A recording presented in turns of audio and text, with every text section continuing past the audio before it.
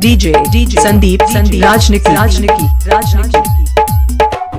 तमकुरी राज Kushinagar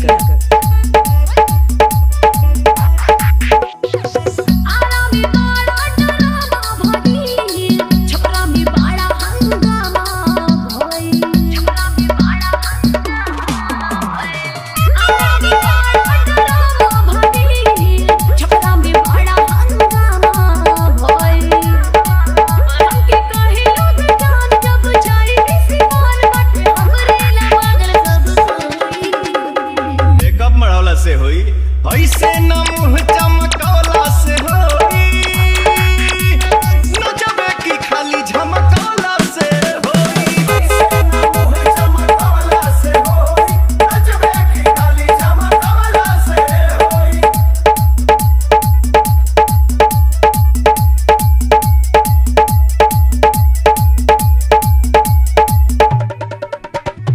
DJ Sandeep राजनिकी तमकुरी राज Kushinagar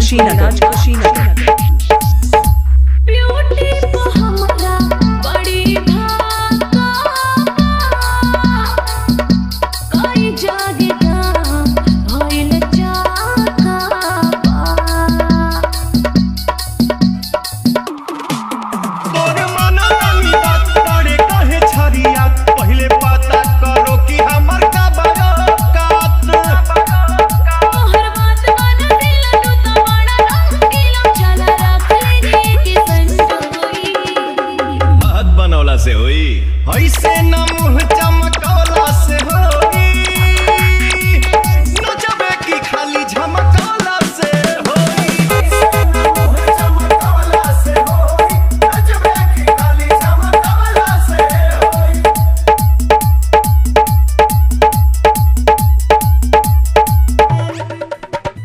DJ Sandeep राजनिकी Ghazipur हारी ओम नगर